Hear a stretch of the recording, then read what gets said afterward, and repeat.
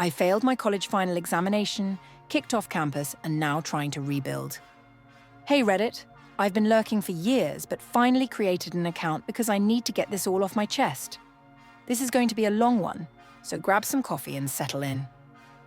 The beginning. I was always the smart kid growing up. Straight A's through high school without much effort, president of 3 clubs, perfect SAT scores, you know the type. My parents, both professors, basically raised me with the expectation that I'd follow in their footsteps. Getting accepted to Westmere University, changing the name for privacy, was a dream come true. It's an elite STEM school with a 7% acceptance rate, and I was beyond proud when I got that acceptance letter. My first 2 years went pretty much according to plan. I was maintaining a 3.8 GPA in computer engineering, made some good friends, joined the robotics team, and even secured a prestigious summer internship after sophomore year. Everyone back home was proud of me and I was proud of myself. Life was on track. When things started to unravel. Junior year is when the cracks started to show. The classes got significantly harder, as everyone warned they would.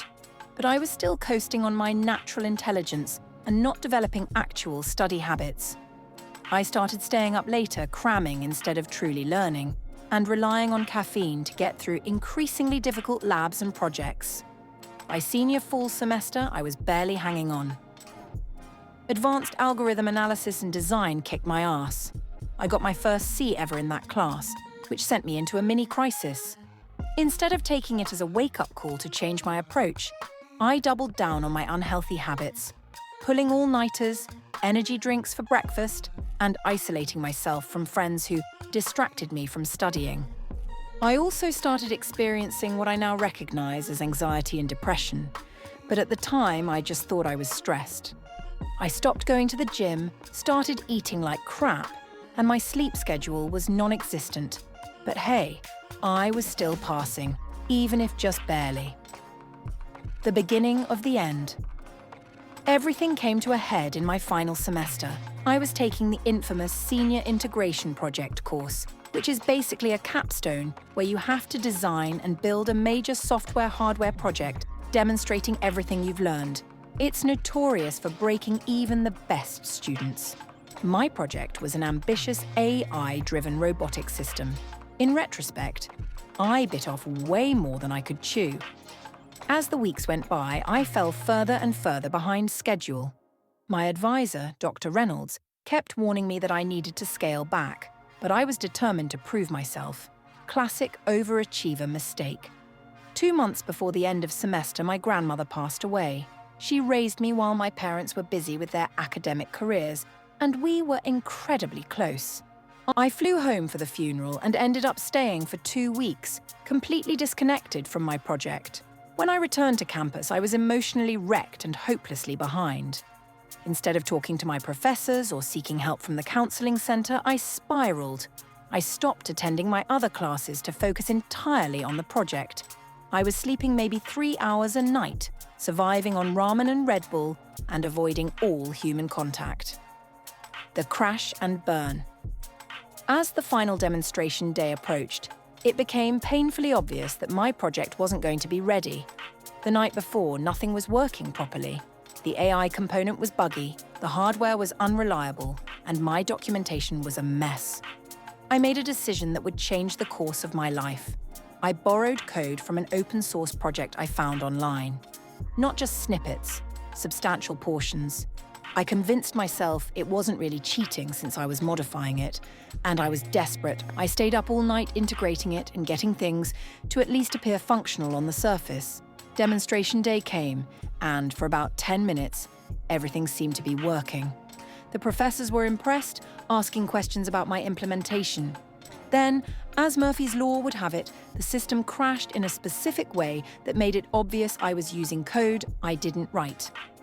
Dr. Reynolds recognized it immediately. Turns out he was a contributor to the very open-source project I had copied from. The room went silent. He asked me a pointed question about a specific function, and I couldn't explain it. Game over. I was reported to the Academic Integrity Committee. They conducted an investigation, found overwhelming evidence of plagiarism, and also discovered I had missed most of my other classes for weeks. Since this was my final semester and the project was worth 40% of my grade, failing it meant I wouldn't graduate. The aftermath. The official letter came 3 weeks later. I had failed the course due to academic dishonesty, was placed on academic suspension for 2 semesters, and would have to reapply if I wanted to finish my degree. Since I lived in university housing as an RA, I had to move out within 48 hours. I couldn't face my parents. How do you tell 2 successful academics that you cheated your way out of college? I sent them a vague email saying I was taking some time off and would explain later. Then I packed whatever would fit in my car and drove to my friend Jake's apartment in a neighbouring city. The next few weeks were the lowest point of my life. I was sleeping on Jake's couch, avoiding calls from my parents and friends, and basically just existing. I felt like a complete failure. 22 years old, no degree, no job, no plan, and overwhelming shame. I seriously considered just driving somewhere far away and starting over with a new identity.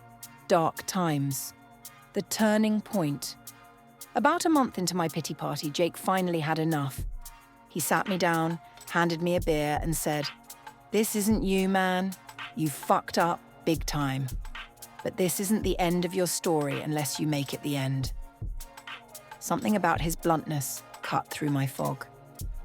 We stayed up all night talking, and for the first time, I was completely honest about everything.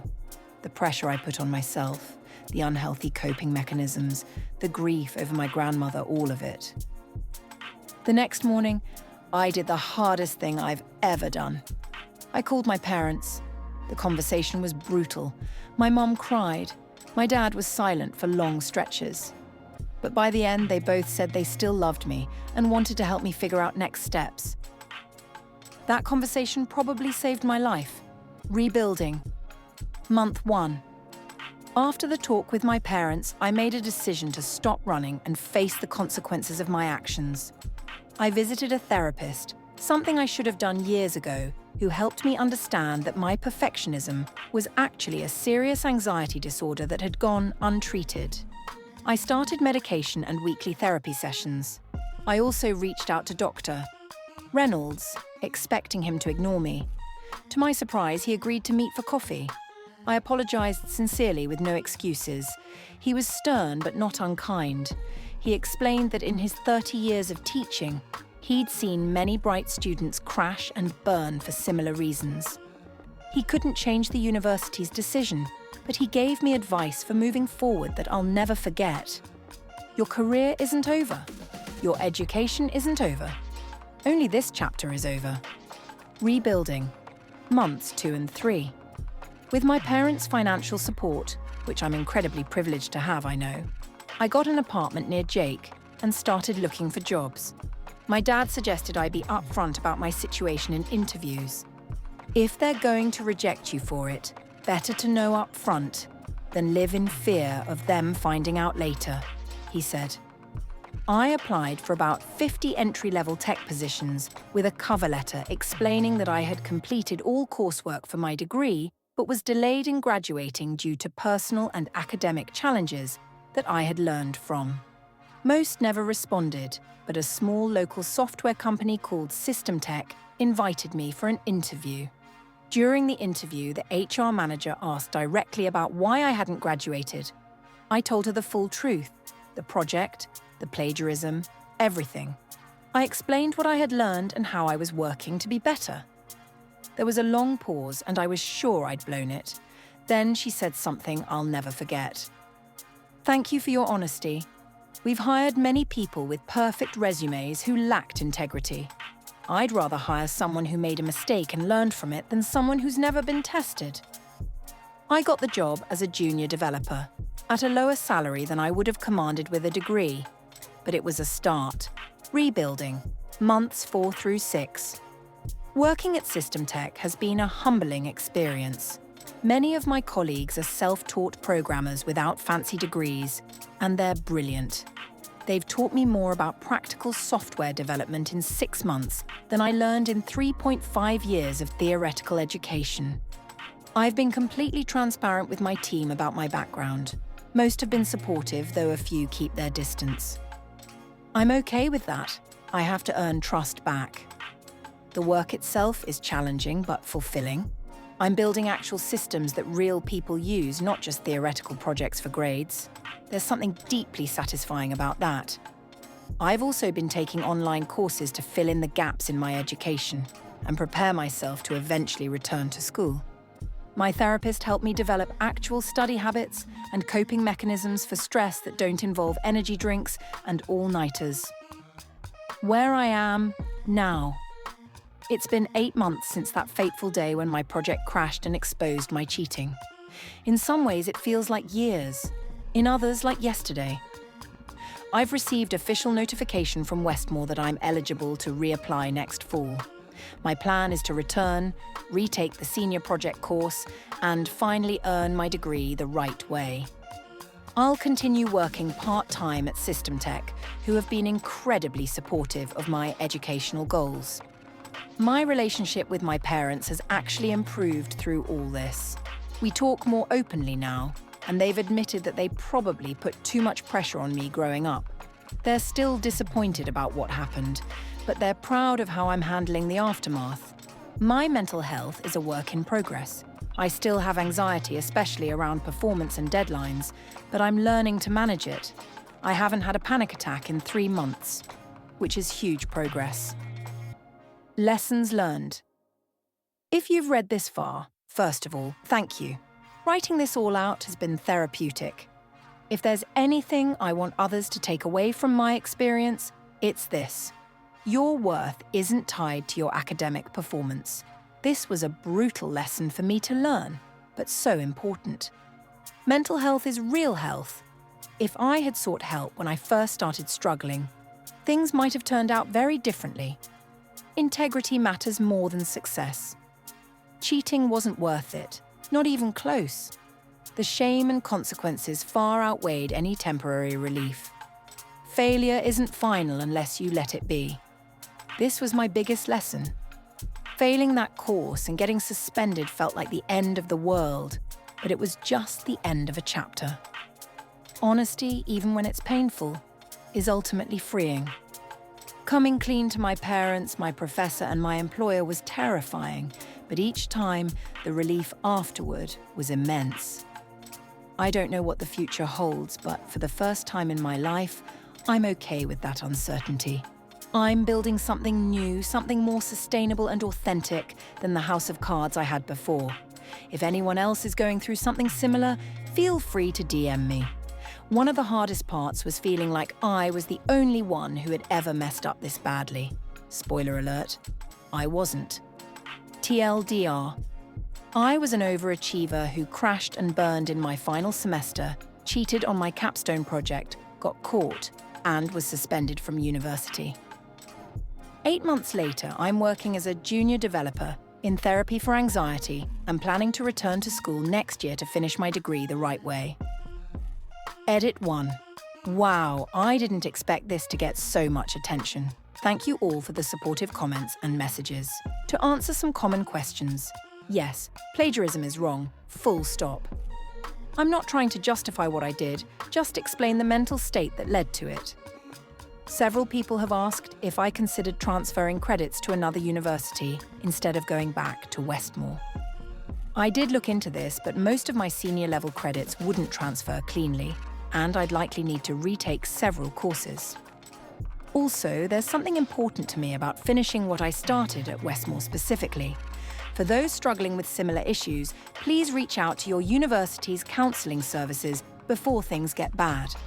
Most schools have resources to help with both mental health and academic challenges. And yes, I realise how privileged I am to have parents who could help me financially during this time.